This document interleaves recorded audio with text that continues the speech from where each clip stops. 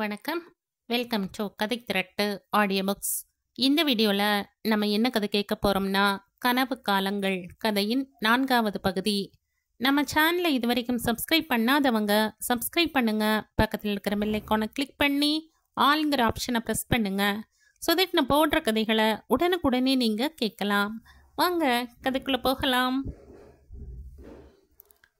சிவாவின் கண்கள் சிவந்து கன்னம் கடுகடுத்து மீசை துடிப்பதையெல்லாம் அனுஷா பொருட்படுத்தவே இல்லை. அவளது கவனம் எல்லாம் மண்டபத்தின் மேலேயே இருந்தது. அங்கிருந்து கச்சேரி மிதந்து வர அவளையும் அறியாமல் எழுந்தாள்.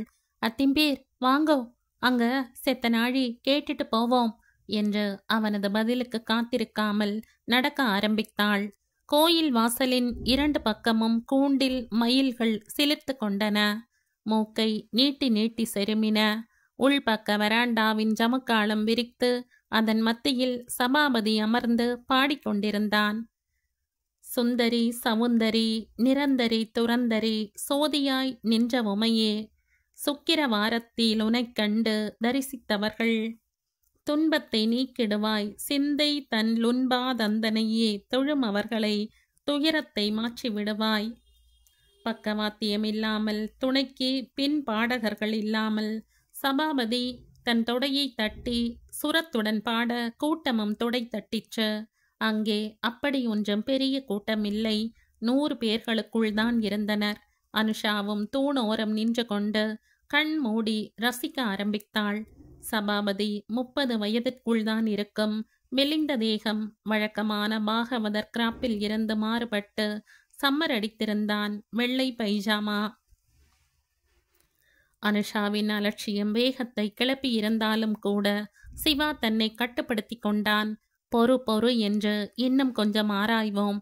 எவனிடமோ மனதை பறிகொடுத்து விட்டாளாம். என்ன பிதற்றல் இது? நான் குறிப்பிட்ட இடத்திற்கெல்லாம் வருகிறாள். விழுந்து விழுந்து உபசரிக்கிறாள்.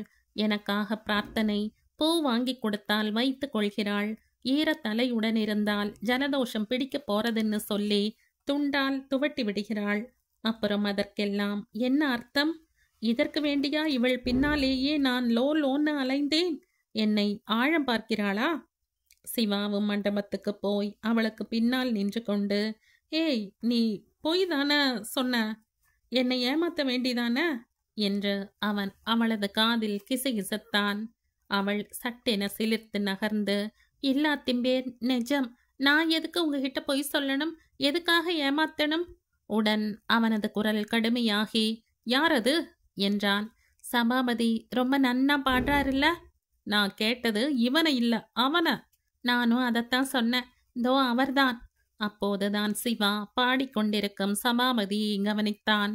அந்த முகத்தை அவனுக்கு அதற்கு முன்பும் எங்கோ பார்த்த மாதிரிதான் இருந்தது. எங்கே எங்கே பார்த்தேன்? வரும்போது எங்கள் பஸ்ஸில் இவனும் இருந்தான் இல்ல, அதுவும் அனுஷாவின் சீட்டுக்கு நேர் பின்னில். இவன் அந்த பஸ்ஸில் வருவது தெரிந்துதான் இவளும் பஸ்ஸில் போகலாம்னு சொன்னாளா? எல்லாம் முன்னேற்பாடு. நான் தான் மடையன். என்னென்னவோ கனவு கண்டு கொண்டு ஆசையை வளர்த்து கொண்டு தடுமாறி இருக்கிறேன். சிவாவின் கோபம் தலைக்கேறிற்று. திருட்டு ராஸ்கல், சோடா புட்டிக்கு காதலா? இரு, உன்னை கவனிச்சுக்கிறேன். என் பணம் வேணும். நான் வாங்கி வாங்கி கொட்டணும். ஆனா நீ எவன் பின்னாலாவது இழித்து கொண்டு போவாய். மியூசிக் கிளாஸிற்கு போவதெல்லாம் இதற்குத்தானா? இதுக்காகவா நான் இவ்வளோ பாடுபட்டேன், அலைந்தேன்? எல்லாமே வெட்டியாய் போச்சு. இத்தனை நாள் போட்ட வேஷமும் பண்ணின செலவுகளும் விழலுக்கிரைத்த நீர் இனியும் பொறுக்கலாகாது. இனி என் வேலையை காட்ட வேண்டியதுதான். மறுநாளே சிவா ஆரம்பித்தான். ஆத்துல அனு தனியாத்தான் இருக்கா. என்னை நம்பி அத்தையும் தெம்போடு போயிருக்கா. பிரச்சனையே இல்லை. கோழி கொஞ்சம் அமுக்கிற மாதிரி ஒரே அமுக்க அமுக்கிடலாம். ஆனால் நேரடி தாக்குதல் கூடாது. இன்னும் கொஞ்சம் அவளை விட்டு பிடிக்கலாம். கண்ணாமூச்சி விளையாடலாம். சிவா பாத்ரூமின் தாழிலிருந்து ஸ்க்ரூக்களை கழற்றி வைத்தான். அன்று அவள் குளிக்கப் போகும்போது தூங்குகிற பாவனை. அனுஷா பாடல் ஒன்றை முணுமுணுத்து கொண்டு துண்டு பாவாடை தாவணி எடுத்துக்கொண்டு பாத்ரூமிற்குள் நுழைந்தாள். துணிகளை கொடியில் போட்டுவிட்டு தாள் போடப்போக அது கையோடு வந்தது. சே, உளுத்து போன மரம், துருப்பிடிச்ச ஆணி. அத்திம்பேர்கிட்ட சொல்லி வேற மாத்தணும். கதவை திறந்து மாமா மாமா என்று அழைத்து பார்த்தாள். பதில் இல்லாமல் போகவே, வெளியே போயிருப்பார், அவர் திரும்பி வர்றதுக்குள்ள குளிச்சுடலாம் என்று கதவை மூடிவிட்டு உடைகளை களைந்தாள். அதுவரை மறைந்திருந்த சிவா சட்டென கேமராவுடன் வெளிப்பட்டான். கதவை மெல்ல திறந்து அனுஷா அதை உணரவில்லை. நிச்சயம் அவளுக்கு அது தெரியவும் போவதில்லை. சோடா புட்டி அவள் அறிவதற்குள் பளிச் பளிச்சென படம் எடுத்து பழையபடி கதவை மூடிவிட்டு நகர்ந்தான். என்னையா ஏமாத்த பார்க்குற? உன் துள்ளல் அடக்கறம் பார். அன்று இரவு அனுஷா சாப்பாடு பரிமாறினாள். சாப்பிட்டான். அவள் கொஞ்ச நேரம் படித்துவிட்டு மூக்கு கண்ணாடியை கழற்றி டேபிள் மேல் வைத்துவிட்டு படுக்க போக, சிவா, அனு, நேக்கு தூக்கமே வரல, செத்த உலாத்திட்டு வர, நீ தூங்கு என்று சொல்லிவிட்டு வெளியே வந்தான். கதவை மூடுகிற மாதிரி மூடி அவள் படுத்ததும் மெல்ல திறந்து பதுங்கினான். அறைக்குள் இருட்டு, ஃபேன் மட்டும் விழித்திருந்தது. மெல்ல மெல்ல ஊர்ந்து டேபிள் மேல் இருந்த அந்த கண்ணாடியை எடுத்து ஒளித்து வைத்தான். திரும்ப வெளியே போய் கடையில் பிராந்தி வாங்கினான். தன் உடல் எல்லாம் தெளித்து கொண்டு மறுபடியும் வீடு திரும்பினான். அனுஷா வெகுளியாய் அறைக்குள் படுத்திருக்க கதவை இழுத்து தாழிட்டு விட்டு அவளது வாயில் பிளாஸ்திரி ஒட்டி அவள் திமிருவதற்குள் ஒரே அமுக்கு. காரியம் முடிந்ததும் வெளியே பாய்ந்தான். 2 மணி நேரம் கழித்து அந்த உடையை காவிரியில் போட்டுவிட்டு சுத்தமாய் நில ஒளியில் குளித்து வேறு உடையுடன் வீட்டிற்கு வந்தபோது அனுஷா ஹாலில் அமர்ந்து விசும்பிக் கொண்டிருந்தாள். சிவாவை கண்டதும் அந்த விசும்பல் அதிகமாயிற்று. அவன் எதுவும் அறியாதது போல, அனு, என்னாச்சு? என்ன கோலம் இது என்றான். அத்திம்பேர், நான் மோசம் போயிட்டேன், என்னை யாரோ கெடுத்துட்டா என்று விக்கி விக்கி அழ ஆரம்பித்தாள். கெடுத்துட்டாளா? என்ன சொல்ற நீ? யாரு? தெரியல. என்ன புள்ள நீ? ஆளை பார்க்கலையா? பார்க்க முடியல, இருட்டு. பகல்லையே நேக்கு கண்ணாடி இல்லாம உருவம் தெரியாதே. பார்க்க முடியலன்னா என்ன, கத்தி கூப்பாடு போட வேண்டியது தானே? ஐயோ, அதுவும் முடியாம வாயில பிளாஸ்டர் ஒட்டிட்டா. ச்சே, அயோக்கியத்தனம், மிருகத்தனம். ஒரு பொட்ட புள்ளைய தூங்கும் போது இப்படி கெடுத்து குட்டி சுவராக்கி வச்சிருக்கானே. கடவுளே, என்னை பார்த்துக்க சொல்லி அத்தை விட்டுட்டு போனாளே, அவளுக்கு நான் என்ன பதில் சொல்வேன்? அவன் மூஞ்சியில எப்படி விழிப்பேன்? சிவாவும் சேர்ந்து கொண்டு அவளுடன் அழுகிற மாதிரி பாவனை பண்ணினான். அனு, இதை இப்படியே விடக்கூடாது. வா, உடனே போலீஸ்க்கு போவோம். வேணாம் மாமா, நான் வரல, என்னை விட்டுருங்கோ. ராஸ்கலை சும்மா விடக்கூடாது. இன்னைக்கு வந்தவன் இனியும் வரமாட்டான்றது என்ன நிச்சயம்? பயப்படாம என் கூட வா, நான் இருக்கேன். ஐயோ, என்னை வற்புறுத்தாதீங்கோ, நான் வரல. போலீஸ்க்கு போனா வெளியே தெரிஞ்சிரும். அம்மாவுக்கு இது தெரிஞ்சா உசுர விட்டுருவா. அப்போ அவளுக்கும் இதை சொல்ல வேணாம்ங்கிறையா? வேணாம் மாமா, வேணாம். தயவு பண்ணி அவளண்ட சொல்லிடாதீங்க, உங்களை கெஞ்சி கேட்டுக்கிறேன். சரி, உங்க அம்மா வேணாம், பிரியாவை உடனே வரவழைக்கிற. வேணாம், அவளை எதுக்கு டிஸ்டர்ப் பண்ணணும்? அம்மாவுக்கும் சொல்லாம பிரியாவுக்கும் சொல்லாம அப்புறம் நீ என்ன பண்றதாம்? நான் ஆபீஸ் போயிருக்கிறச்ச நீ பாட்டுக்கு தூக்கு கீக்கு போட்டுட்டீன்னா அதுக்கு யார் பொறுப்பு ஏத்துக்கிறதாம்? அனுஷா, ஏதோ நடந்து போச்சு, அந்த மாதிரி எல்லாம் செஞ்சு வச்சிராத. இல்ல மாமா, இல்ல, உன்னை நம்ப முடியாது. அப்படி எதுவும் செஞ்சுக்க மாட்டேன்னு நீ எனக்கு சத்தியம் பண்ணி தரணும். சத்தியம் மாமா. சரி, மனசுல எதுவும் வச்சுக்காம போய் தூங்கு, உனக்கு நான் இருக்க. என்ன மீறிண்டு இனி ஏவன் வந்துருவான்னு பாக்குறேன். அந்த சம்பவம் அனுஷாவிடத்தில் ஒரு பயத்தையும் உறுத்தலையும் ஏற்படுத்தி இருந்தது. அதனால் அவள் மியூசிக் கிளாஸிற்கும் போகவில்லை.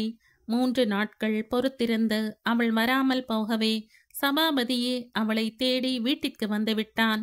அனு, என்ன இது அலங்கோலம்? நேக்கு உடம்புக்கு முடியல. சொல்லி போட்டிருந்தா நான் வந்திருப்பேன் இல்ல? உடம்புக்கு என்ன என்று அவன் அவளது கழுத்தில் தொடப்போக சட்டென விலகினாள். ஏய், என்னாச்சு உனக்கு? என்ன தொடாதே. ஏன், இதுக்கு முன்பு எத்தனை தரம் தொட்டிருப்பேன். வந்து ஃபீவர் உங்களுக்கும் ஒட்டிண்டும்னு தான். பைத்தியக்காரி, வா டாக்டர் கிட்ட போகலாம். வேணாம், நீங்க கிளம்புங்கோ, அத்திம்பேர் வந்துருவார். அவர் வந்தா எனக்கு என்னவாம்? ஆமாம், அன்னைக்கு வயலூரில் வெயிட் பண்ணுவ, பேசலாம்னு இருந்த, சொல்லாம கிளம்பிட்டியே. அப்போது தெருவில் ஸ்கூட்டர் சப்தம் கேட்க, சபா, சீக்கிரமா போயிருங்கோ என்று விரட்டி கதவை மூடினாள். என்னதான் சபாபதி வேகமாய் நடந்து தெருவை கடந்திருந்தாலும் சிவாவின் பார்வையில் இருந்து அவனால் தப்பிக்க முடியவில்லை. சபாபதியை பார்த்ததும் சிவாவின் வெறி அதிகமாயிற்று. அனு இன்னமும் அவனுடன் தொடர்பு வைத்திருக்கிறாளா என்று ஆவேசப்பட்டான். அன்று இரவு அவள் மீது மறுபடியும் ஒரு அட்டாக். அன்றும் அனுஷாவிற்கு அவனை அடையாளம் கண்டுகொள்ள முடியவில்லை. மறுநாள் காலையில் அவள் கதறி அழ சிவா அவளது தோளை பற்றி, அனு, நான் என் பொறுப்பிலிருந்து தவறிட்டேன். இனியும் உனக்கு நான் பாதுகாப்பா இருப்பேன்னு தோணல. பேசாம அம்மாவை வர சொல்லிடுறேன் என்றான் பரிவுடன். அப்போ மும்பை சொத்து அதை அப்புறம் பார்த்துக்கலாம். சுப்பலட்சுமி ஊர் திரும்புவதற்குள் சிவா அடுத்த படையெடுப்பிற்கு தயாரானான். ருசி கண்ட பூனைக்கு சும்மா இருக்க முடியுமா? அனுஷா ஏற்கனவே களங்கப்படுத்தப்பட்டு விட்டாள். இனி வேறு யாரையும் நாடி போக மாட்டாள். இன்னும் எதுக்கு இந்த சூதாட்டம்? எதுக்கு ஓடி ஓடி ஒளியணும்? நேரே போ, நேரே வா. அன்று அலட்சியத்துடனும் ஆணவத்துடனும் அனுஷாவை ஆக்கிரமிக்கப் போக அவள் உஷாராகி விட்டாள். அவனை பிடித்து சட்டென டார்ச் அடித்து பார்த்து, அத்திம்பேர் நீங்களா என்று கத்தினாள். ச்சே, உங்களை தெய்வம் போல நினைச்சிருந்தேனே, நீங்க மனுஷன்தானா என்று அவனை போட்டு அடிக்க ஆரம்பித்தாள். நீங்க உருப்படி வேளா, உங்களை பாம்பு புடுங்கிட்டு போகட்டும். ஏய், சபிக்கிறது எல்லாம் இன்னைக்கே சபிச்சுக்கோ. நாளைக்கு உங்க அம்மா வரா, அவட்ட வாயை திறக்க கூடாது. ஆமா, முடியாது. நான் திறப்பேன், எல்லாத்தையும் சொல்லுவேன். சொன்னா என்ன பண்ணுவேளாம்? என்ன பண்ணுவேனா? தோ என்ற சிவா தான் ரகசியமா எடுத்திருந்த அவளது பிறந்த மேனி படங்களை எடுத்து நீட்டினான். சிவா காட்டின படங்களை பார்த்ததும் அனுஷா அப்படியே ஆடிப்போனாள். அதிர்ச்சியிலும் ஆத்திரத்திலும் அவளது கை கால்கள் செயலிழந்து போயின. இவற்றையெல்லாம் எப்போது எடுத்தான்? எப்படி எடுத்தான்? தன் படங்களை பார்க்க அவளுக்கே கூசிற்று. ரத்தம் கொதித்தது. அவனை அப்படியே சுவரில் நச் நச் என்று அடிக்கும் ஆவேசம் எழுந்தது. ஆனால் முடியுமா? இவன் சாதாரண ஆளில்லை, கிரிமினல், மூன்றாந்தர பொறுக்கி. இந்த நாயை எதிர்கொள்ளும் தெம்பு நேக்கிருக்கா? இவனை போயா நல்லவன்னு நினைச்சோம்? அம்மா, எங்கே போனாலும் ஏமாறுவதுதான் உன் ராசியா? வக்கணையாய் பேசி ஆதரவாய் இருப்பது போல நடித்து பணத்தால் எங்களை விலைக்கு வாங்கின்றான். இந்த அழுக்கை நான் எப்படி களைய போறேன்? என்ன யோசனை சொல்லுவியா? சொல்லுவேன், சொல்லிப்பார். அப்புறம் இந்த போட்டோக்களை நோட்டீஸ் அடிச்சு விநியோகிப்பேன். தெரு தெருவா போஸ்டர் அடிச்சு ஒட்டுவேன். சி, நீ எல்லாம் ஒரு மனுஷனா என்று அனுஷா அந்த படங்களை கிழித்து அவனது முகத்தில் விட்டெறிந்தாள். இனி ஒரு நிமிஷம் கூட இந்த ஆத்துல இருக்கப்படாது. போ வெளியே. நான் ஏண்டி போகணும்? இது எங்க வீடு. ஆனா வாடகை தர்றது நான். கரண்ட் பில், மளிகை, பால் எல்லாம் என் செலவு. அதுவும் இல்லாம உங்க அம்மா உன்னை பார்த்துக்கும்படி சொல்லிட்டு போயிருக்கா. அந்த கடமையில் இருந்தும் பொறுப்பில் இருந்தும் என்னால நழுவ முடியாது. கடமை, பொறுப்பு, தூ, அதுக்கெல்லாம் அர்த்தம் தெரியுமா உனக்கு? போட பொறுக்கி. Thanks for the compliment. ஆனா ஒன்று மட்டும் ஞாபகத்தில் வச்சுக்கோ. என்னை காட்டி கொடுக்க நினைச்சியோ, அப்புறம் இந்த படம் மாத்திரம் அரங்கேறாது. உங்க அம்மா, அக்கா எல்லாத்தோட உயிரையும் கூட அரங்கேத்திடுவேன். ஜாக்கிரதை. அனுஷா அதன் பின்பு நடைப்பிணமாக உலவிக் கொண்டிருந்தாள். சுப்புலட்சுமிக்கும் அவளது திடீர் மாற்றத்திற்கான காரணம் புரியவில்லை. எப்போதுமே சொல் பேச்சு கேட்க மாட்டாள். எடுத்தெறிந்து பேசுவாள். எதிலும் ஒரு ஒழுங்கு கிடையாது, சுத்தம் கிடையாது. எல்லா காரியத்துக்கும் நான் வேணும், பொறுப்பு கிடையாது. இப்போ என்னடான்னா தனக்குத்தானே எல்லாம் செய்துக்கறா. குனிந்த தலை நிமிருவதில்லை, அனாவசிய பேச்சில்லை, படிப்பில் கவனம். இந்த மாத்தம் எப்படி நிகழ்ந்தது? யார் காரணம்? காரணம் எதுவாயிருந்தாலும் வந்தனம். நான் மும்பை போனதில் வேறு எந்த பலன் கிடைத்ததோ இல்லையோ, அனுஷா பொறுப்புள்ள மனுஷியாகி இருக்கா. இது எல்லாத்தையும் விட பெரிய பலன். சிவா, எல்லாத்துக்கும் காரணம் நீதாம்பா என்று அவள் புகழ அனுஷாவுக்கு பற்றி கொண்டு வரும். அடக்கிக் கொள்வாள். அடங்கா பிடாரியாய் தான் தோணியாய் இருந்தவளை 2 வாரத்துல மாத்திட்டியே. வீட்டில் என்றில்லை, வெளியேயும் கூட அனுஷா ரொம்ப அடக்கம். மியூசிக் கிளாஸ் போனால் மியூசிக்கோடு சரி, அதற்கப்பால் ஒரு வார்த்தை கூட பேசுவதில்லை. சபாபதி 2 முறை வீட்டிற்கு வர, வேணாம், நாம் இனி பார்த்துக்க வேணாம் என்றாள். அனு, ஏன் இப்படி நடந்துக்கிற? உனக்கு என்னாச்சு? நேக்கானது ஆகட்டும், உங்களுக்கு ஏதும் ஆயிடக்கூடாது என்று உள்ளுக்குள் அழுது கொண்டு விலகுவாள். தஞ்சை மருத்துவ கல்லூரி வளாகம். தொழில் கல்லூரிகளில் எவ்வளவுக்கு எவ்வளவு பாடங்களும் பாடத்திட்டங்களும் அதிகமோ அவ்வளவுக்கு அவ்வளவு பொழுதுபோக்குகளும் அதிகம். இல்லாவிட்டால் மாணவர்கள் தலையை பீத்து கொண்டு ஓட வேண்டியிருக்கும். ஒவ்வொரு செமஸ்டர் முடியும் போதும் அங்கே கோலாகலம். மாணவ மாணவிகள் தங்கள் திறமைகளை வெளிப்படுத்த கலை விழாக்கள், பிக்னிக், ஆட்டம் பாட்டம், கொண்டாட்டம், ரிலாக்ஸ், டேக் இட் ஈஸி. அன்றும் உல்லாச விழா. மாணவர்கள் மேடையில் மிமிக்ரி பண்ணி கொண்டிருந்தனர். அதில் அரசியல், சினிமா தலைகள் மட்டுமின்றி புரொஃபசர்களின் தலைகளும் கூட உருண்டன. அவர்களும் வழிசலுடன் அவற்றை ரசிக்க வேண்டிய சங்கடம். நாடகம் போடுகிறேன் என்று கடித்தனர். ஜோக் என்கிற பெயரில் அனாட்டமி. மாணவிகளுடன் சேர்ந்து டான்ஸ். மாணவர்கள் யாரையும் விடுவதில்லை. எல்லோரையும் மேடை ஏற்றி ஏதாவது பாடு அல்லது பேசு என்பர். அதில் ஒரு ஜாலி, ஒரு த்ரில். சிலருக்கு கூச்சம், சிலருக்கு பயம்.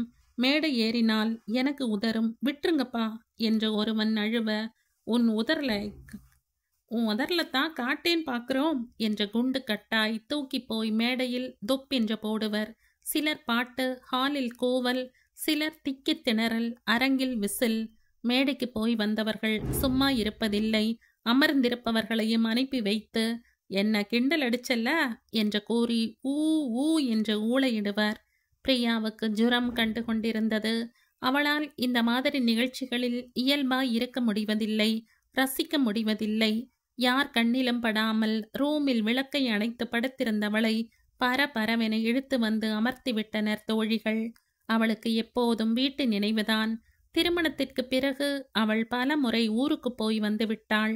அங்கே சிவாவை வீட்டில் வைத்து கொண்டது அவளுக்கு சந்தோஷமாயிருந்தது. அவனை அம்மா பாராட்டுவதில் பெருமிதம். எப்படியோ பிரச்சனை இல்லாமல் குடும்பம் நடந்தால் சரி. வேறு எதையும் விட அவள் அதிகம் சந்தோஷப்பட்டது அனுஷாவின் மாற்றத்திற்குத்தான். எப்படிப்பட்ட மோசமானவர்களுக்கும் ஒரு நாள் மாற்றம் நிகழ்ந்தே தீரும், மாறியே தீர்வார்கள் என்பது உண்மைதான். அது அவள் விஷயத்தில் இத்தனை சீக்கிரம் நிகழும் என்று அவளும் எதிர்பார்க்கவில்லை. பிரியா அதை நினைத்தபடி அமர்ந்திருக்க, அவளுக்கு 4 சீட் முன்னால் இருந்த பெண் மேடைக்கு அழைக்கப்பட்டாள். உடன் அவளுக்கு திக் திக் பக் பக். ஐயோ, நெருங்குகிறதே, என்னையும் விடமாட்டார்கள். அருகில் இருந்தவள், பிரியா நீ என்ன பண்ண போற என்று நிமிண்டினாள். தெரியல, நேக்கு வயித்த கலக்கிறது, அதுக்காக அங்க போய் பாத்ரூம் போயிடாத என்று டர்ட்டி ஜோக் அடித்து சிரித்தாள். மேடைக்கு போன அந்த மாணவி அழகி போட்டிக்கு போனது போல இங்கும் அங்கும் நடந்து போஸ் கொடுத்தாள். இழிப்பு, கெக்கலிப்பு. அடுத்த பெண் பாட்டு. போதும் டி பேயே, இறங்கு. அடுத்தவள் நடனம். தெய்வமே எங்களை காப்பாத்து. பிரியாவுக்கு உடலுக்குள் என்னவோ பண்ணிற்று. கடந்த 1 வாரமாகவே அவளுக்குள் எதுவோ நிகழ்ந்து கொண்டிருந்தது. அது என்ன என்று தெரியவில்லை. ஒருவித மயக்கம், கலக்கம், நரம்புகளை என்னமோ பண்ணிற்று. நடந்தால் அசதி, தலையை சுற்றி கொண்டு வந்தது. சாப்பாடு செல்லவில்லை. இந்த லட்சணத்தில் தான் மேடையில் போய் என்னத்தை செய்ய போகிறேனாம்? அவர்கள் இந்த விழாவுக்கு வேண்டி 1 வாரமாய் ரூமில் ஒத்திகை. நான் எதுவும் ப்ரிப்பேர் பண்ண முடியலை. நெக்ஸ்ட் பிரியா குரல் ஒலித்தது. அவளுக்கு வியர்த்து போயிற்று. எழ முடியாமல் காலில் நடுக்கம். பிரியா, ஓ பிரியா, கமான் பிரியா மாமி, வாங்கோ. அவள் தடுமாற்றத்துடனும் படபடப்புடனும் நடக்க ஆரம்பித்தாள். ப்ளீஸ் என்னை விட்டுருங்கோ, நேக்கு உடம்பு முடியலை. இந்த ஜால்ஜாப்பெல்லாம் வேணாம் மாமி, நீங்க என்ன பண்ண போறேள்? மைக்கை பிடித்ததும் அவளுக்கு கண்களை சுழற்றி கொண்டு வந்தது. ஆடியன்ஸை பார்த்ததும் குப்பென வியர்த்தது. நான் சொல்லுங்கோ, என்ன பண்ண போறேள்னேன்? நேக்கு என்ன பண்றதுன்னு தெரியலை. ஏன், ஆத்துக்காரர் எதுவும் சொல்லித்தரலையோ? இல்லை, அவர் எதுவுமே பண்ணலையாக்கும் என்று அந்த மாணவன் அபிநயம் பிடித்து, ஆடியன்ஸ் எல்லாம் வெயிட் பண்றா பாருங்கோ, நாழி ஆறதோ இல்லையோ, ஃபங்க்ஷன் முடிஞ்சு போய் சாப்பிடணும், பசிக்கிறது, அப்புறம் குடிக்கணும். நீங்க குடிப்பேளா? சாரி, உங்க ஹஸ்பண்டோட கேட்க வேண்டிய கேள்வி இது. ஹஸ்பண்டாட்ட கேட்க வேண்டிய கேள்வி இது. நீங்க கொடுப்பேள், அவர் குடிப்பார், அப்படித்தானே என்று அவன் கண் சிமிட்ட, கூட்டத்தில் இருந்து உய் உய் என்று விசில். பிரியாவுக்கு கூசிற்று. பசங்கள் சும்மா விடாதுகள், இதுகளுக்கு விவஸ்தையே கிடையாது, என்னென்னவோ பேசுதுகள். நான் என்ன பண்ண போறேன்? மாமி, அங்க எல்லாரும் காத்திருக்காளோன்னோ, பண்றத சீக்கிரமா பண்ணுங்கோ. அப்போது அவளையும் மீறிக்கொண்டு எத்தனை கட்டுப்படுத்தியும் கூட முடியாமல் குபுக்கென வாந்தி. உடனே ஆடிட்டோரியத்தில் இருந்து மாமி சூப்பர் என்ற கூவல், அதைத் தொடர்ந்து உவ்வே உவ்வே என்ற மாணவர்கள் ஆக்ஷன் கொடுக்க ஆரம்பித்தனர். தேங்க்யூ மாமி, ரொம்ப தத்ரூபமா கர்ப்பஸ்திரீயோட அவஸ்தையை வெளிப்படுத்திட்டேள். உங்களோட பெர்ஃபார்மன்ஸ் சூப்பர், நீங்க போகலாம். அந்த குமட்டலும் வாந்தியும் நடிப்பென்று நினைத்து அவர்கள் கை தட்ட, அது நடிப்பல்ல, நிஜ வாந்தி என்பது பிரியாவுக்கு கூட லேட்டாகத்தான் தெரிந்தது. மறுநாள் லேபில் யூரினை டெஸ்ட் பண்ணி பார்க்க ரிசல்ட் பாசிட்டிவ். தோழிகள் கங்க்ராட்ஸ் டி என்று கட்டிப்பிடித்து முத்தம் கொடுக்க அவளுக்கு சந்தோஷப்பட முடியவில்லை. ச்சே, அதற்குள் கர்ப்பமா? குழந்தை பெற்றுக்கொண்டு நான் எப்படி படிக்கப் போகிறேன்? ஏற்கனவே தளர்ச்சி, வேலை பளு, படிப்பை விட சொல்லி சிவாவின் கட்டளை. இதில் குழந்தையை வேறு சுமந்துண்டு நான் என்ன பண்ணுவேன்? எத்தனை சொன்னாலும் அவர் கேட்பதில்லை. மிருகமாய் நடந்துக்கிறார். இப்போ வேணாம்னா அப்புறம் எப்பயாம் கிழவியான பின்பா? படிப்பு முடிஞ்சதும். அதுக்கு இப்ப ஏன் கல்யாணம் பண்ணிண்டையாம்? நானா பண்ணிண்ட? நீங்க தானே என்று எதிர்த்து பேசவா முடியும்? எதிர்த்து பேசப்படாதுன்னு தான் அம்மா சத்தியம் வாங்கிண்டாளே. வெறி அடங்குகிற வரை சிவா விடுவதில்லை. ஊருக்கு போகாமல் இருக்கவும் மனது கேட்கவில்லை. இனி என்ன செய்யலாம்? பேசாமல் கலைத்து விடலாமா? யாருக்கு தெரிய போகிறது? லேடி லெக்சரரை அணுக அவர், பிரியா, அந்த மாதிரி அபத்தமெல்லாம் பண்ணிடாத. முதல் கர்ப்பம், கலச்சினா ஒன்று இருக்க ஒன்று ஆயிடப் போகுது என்று எச்சரித்தார். வேணாம், பெத்துக்கோ. எப்படி மேடம், இதை வச்சுண்டு எப்படின்னா? அந்த கவலை உனக்கு எதுக்கு? ஒரு வருஷம் லீவ் எடுத்து பிறகு படிப்பை தொடரலாம். ஹஸ்பண்ட் இருக்கார், அம்மா இருக்கா, தங்கை இருக்கா. குழந்தைய அவ பார்த்துக்க மாட்டாளா என்ன? பார்த்துக்காமலா போய்விடுவார்கள்? அதன் பின்பு அவளது மனம் மாறிற்று. கருவை மகிழ்ச்சியுடன் சுமக்க ஆரம்பித்தாள். நாள் ஆக ஆக வாந்தி அதிகமாயிற்று. ஹாஸ்டல் சாப்பாடு பிடிக்கவில்லை. நாக்கு ருசி தேடிற்று. பதற்றம், தளர்ச்சி ஓய்வுக்காக ஏங்கியது. உடல் தளர்ச்சியில் மனதும் தளர்ந்து ஆறுதல் தேடிற்று. அம்மா நினைப்பு சிவாவுக்கு சொல்லலாமா? வேணாம், சர்ப்ரைஸா இருக்கட்டும். லீவ் எடுப்போம். ஒரு வாரம் ஆத்துக்கு போய் அம்மாவின் கையால் சாப்பாடு. விஷயம் தெரிஞ்சா அம்மா எவ்வளோ சந்தோஷப்படுவா. படிப்பையும் சப்ஜெக்டையும் தூக்கி போட்டுட்டு ஒரு வாரம் ஊருக்கு போய் நிம்மதியாய் ரெஸ்ட் எடுக்கணும். மனதில் கனவுடனும் நெஞ்சில் சந்தோஷத்துடனும் வீட்டுக்கு போன பிரியாவுக்கு அதிர்ச்சி. அங்கே அனுஷாவும் வாந்தி எடுத்து கொண்டிருந்தாள். பிரியா ஊரில் இருந்து வந்தபோது சுப்புலட்சுமி வீட்டில் இல்லை. பஜனை கூடத்திற்கு போயிருந்தாள். அவளுக்கு சிவாவின் மேல் அத்தனை நம்பிக்கை. மும்பை போயிருந்தப்பவே அனுஷாவை அவன் நன்னா பார்த்துண்டான். இனி இந்த ஆத்துல எல்லாமே அவன்தான். என் கவலை தீர்ந்தது. சிவா அரை டிராயரும் பனியனுமா ஈசி சேரில் அமர்ந்து டிவியில் மூழ்கி இருந்தான். டிவியை பார்த்ததும் பிரியாவுக்கு சந்தோஷமாயிற்று. ஹை, எங்க ஆத்துல கூட டிவி. இந்த டிவிக்காக எத்தனை வீடுகள் போயிருப்போம். எத்தனை இடத்தில் கும்பல் போடாதீங்க, போங்கோ போங்கோ என்று விரட்டப்பட்டிருப்போம். தியேட்டருக்கு போகவும் காசு கிடையாது. டிவியில் படம் பார்க்கவும் வழியில்லை. வறுமை கொடியது. அவர்களை பொறுத்தவரை டிவி ஒரு கனவு பிரதேசம். இதோ இப்போது நனவாயிருக்கிறது. எங்க ஆத்துக்காரர் எத்தனை பொறுப்புடன் நடந்துக்கிறார் என்று அவளுக்குள் பெருமிதம், பூரிப்பு. ஆனால் பிரியா வந்ததை அவன் பொருட்படுத்தியதாக தெரியவில்லை. எத்தனை நாட்களுக்கு பின் சந்திக்கிறோம். பிரிவுக்கு பின் புருஷன் பெண்டாட்டிக்கிடையே ஒரு ஆரவாரம் இருக்கும். ஆசை பொங்கும், அன்பு வழியும் என்பார்களே.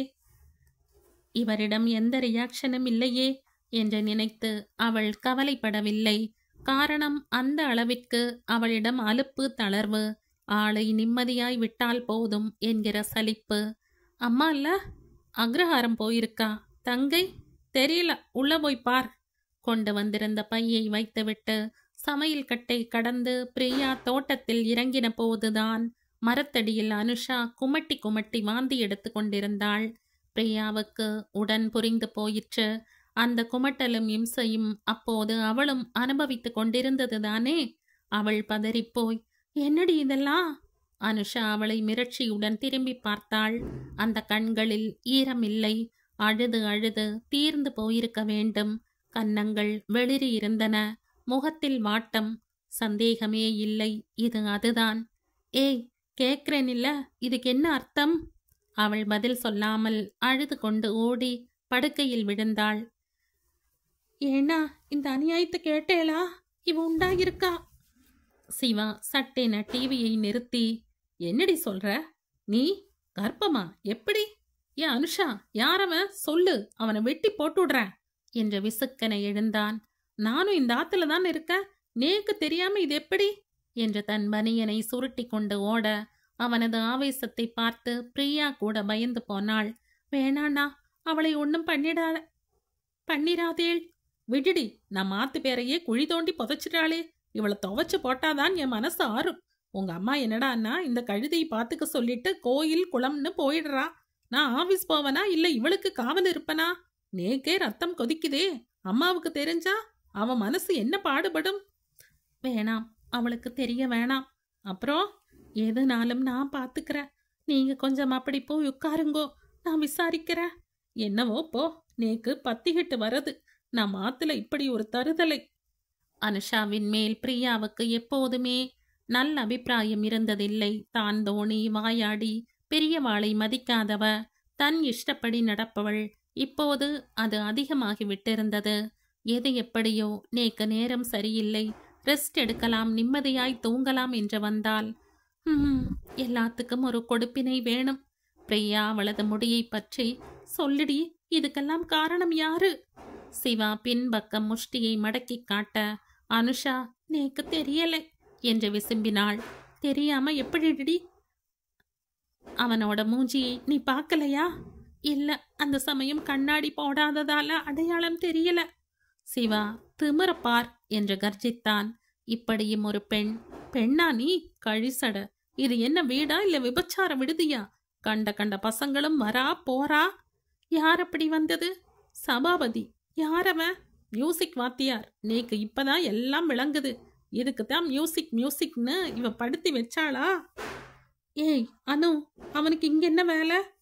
அனுஷாவுக்கு அழுகைக்கிடையே பதில் வரவில்லை. ஆத்திரம்தான் வந்தது. சிவா எப்படியெல்லாம் நாடகம் ஆடுகிறான் என்று நினைத்து அவன் மேல் கொலை வெறி எழுந்தது. மகா பாவி, எல்லாத்தையும் பண்ணிட்டு எதுவுமே தெரியாதது போல நடிக்கிறையே, நீ உருப்படுவியா? அவரை ஏண்டி முறைக்கிற? சொல்லு, அவன்தானா? இல்ல, அப்புறம் வேறு யாரு? அவனை தவிர இன்னும் யாரோடெல்லாம் சுத்தின? அந்த சமயம் சுப்புலட்சுமி பஜனை முடிந்து பிரசாதத்துடன் வர எல்லோரும் கப்சிப். அனுஷாவும் சட்டென தன் கண்களை துடைத்து கொண்டாள். பிரியா, எப்ப வந்த நீ? இந்தா பிரசாதம் எடுத்துக்கோ. அனு, நீயும் வா என்று நீட்டினாள். பிரியா, உன் தங்கையை பாத்தியா?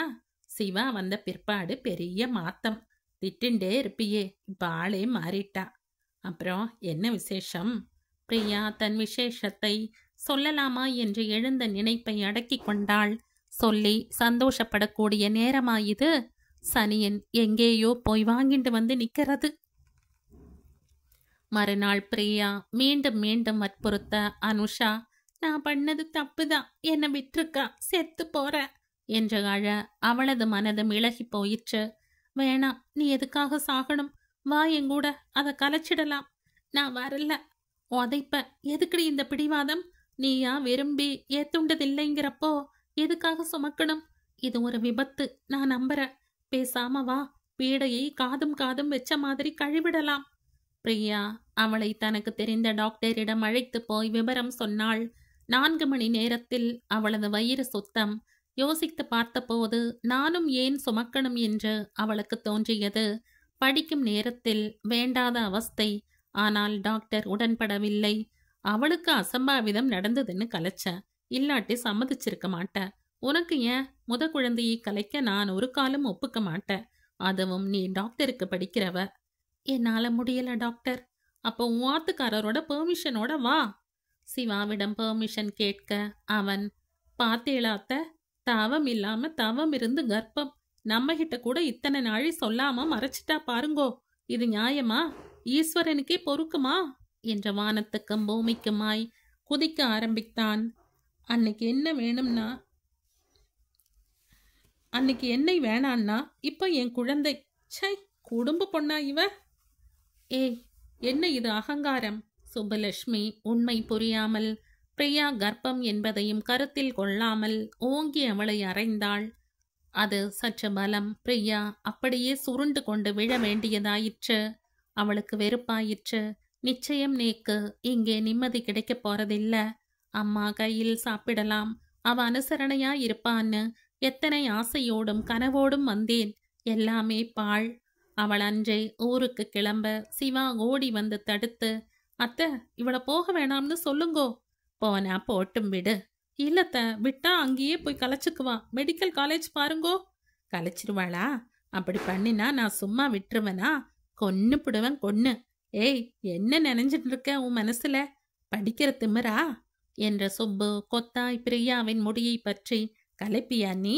ஆம்படையாம் பேச்ச மீறுவியா என்று ஆவேசத்துடன் மறுபடியும் அறைய ஆரம்பித்தாள். சபாபதிக்கு அனுஷாவின் மௌனமும் ஒதுங்கலும் புரிப்படவில்லை. அவனால் அவளுடன் பேசாமலும் பழகாமலும் இருக்க முடியவில்லை. அன்று கோயிலில் அவளை தனியே சந்தித்து, அனு, நான் தப்பு ஏதும் செஞ்சிட்டனா? இல்ல. அப்புறம் ஏன் என்ன ஒதுக்குற? நேக்கு உண்மை தெரிஞ்சாகணும். என் மேல வெறுப்பு இல்லைன்னா உடனே கட்டிக்க சம்மதிக்கணும். சாரி, அது நடக்கும்னு தோணல. நடந்தாகணும். இல்லைன்னா நான் மியூசிக் கிளாஸை நிறுத்திட்டு காவிரியில போய் குதிச்சிருவேன். ஐயோ, அப்படியெல்லாம் செஞ்சிராதீள். சபா, என் நிலைமையை உங்களுக்கு எப்படி எடுத்து சொல்லுவேன்? எதுவானாலும் சொல்லு, நான் தாங்கிக்க தயார். அவள் சொல்ல நீண்ட மௌனத்திற்கு பின், பரவாயில்ல, நடந்தது எல்லாம் மறந்துடலாம். எப்படி சபா, எப்படி? நீ ஒன்னும் தெரிஞ்சு செய்யலையே. எந்த வெறிநாயும் மூத்திரம் பேஞ்செடுத்துங்கிறதுக்காக நாம நம்மை அழிச்சுக்க முடியுமா? குளிச்சு தலை மொழிகினா எல்லாம் போச்சு.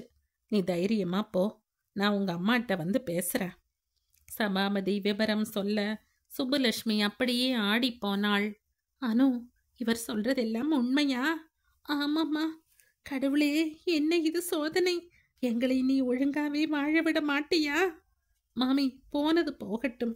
நேக்கு என்ன பதில்? நீங்க தெய்வம்பா, தெய்வம். எதுக்கும் என் சிவா கிட்ட ஒரு வார்த்தை கேட்டுடுறனே. சபாபதி போனதும் அனுஷா, அம்மா, அந்த மனுஷன் நமக்கு யாரு? அவன்கிட்ட எதுக்காக நீ கேட்கணும் என்று கத்தினாள். ஏய், என்ன பேச்சு பேசுற நீ? அவன் நம் ரட்சகன். ரட்சக மண்ணாங்கட்டி. யமனுமா யம. உனக்கு தெரியுமா, என்னை இந்த நிலைமைக்கு ஆளாக்கினதே அவன்தான். அனுஷா சொல்ல சொல்ல சுப்புவுக்கு தலையை சுற்றியது. ஈஸ்வரா, உலகத்தில் இப்படியும் கூட நடக்குமா என்று தளர்ந்து போனாள். சற்று நேரத்தில் சிவா வீட்டுக்குள் வந்து, சபாபதி இங்க வந்தானா? எதுக்கு வந்தான்? அவனை யார் அனுமதிச்சது என சுப்புலட்சுமி, ஏய் போடா வெளியே என்று அனலை கக்கினாள். உன் குடும்பம் முழுக்க துஷ்டத்தனம், வஞ்சகம். இத்தனை நாளும் நல்லவன் மாதிரி நடிச்சு எங்க குடும்பத்தை அழிக்க வந்தமா பாவி. ஏய் கிழவி, என்ன மரியாதை குறையுது? ஓஹோ, அவ்வளவு காச்சா? இரு வர என்ற சிவா ஆக்ரோஷத்துடன் தோட்டத்துக்கு ஓடி அங்கிருந்து விறகு கட்டை எடுத்து வந்து அவர்கள் இருவரையும் மாற்றி மாற்றி விளாச ஆரம்பித்தான். மறுவாரத்தில் பிரியா வந்தபோது சாமான்கள் எல்லாம் இல்லாமல் வீடே காலி. அவளுக்கு எதுவும் விளங்கவில்லை. ஏனா, இங்க என்ன நடந்தது? அம்மா தங்கை எல்லாம் எங்க? பிரியா, இந்த கொடுமையை நான் எங்க போய் சொல்வேன்? இவ்வளோ நடந்த பிற்பாடும் அனுஷாவுக்கு நல்ல வாழ்க்கை ஏற்படுத்தி தரணும்னு நான் அரும்பாடுபட்டு ஐஏஎஸ் மாப்பிள்ளையை அவளுக்கு பார்த்து வச்சிருந்தேன். ஆனா அந்த பாட்டுக்காரன் சபாபதியோட ஓடி போயிட்டா. மை காட், அம்மா இதுக்கு எப்படி சம்மதிச்சா? அவளும் இதுக்கு உடந்த என்ற சிவா சொல்ல, போராத காலம் பிரியா அதை உண்மை என்று நம்ப வேண்டியதாயிற்று.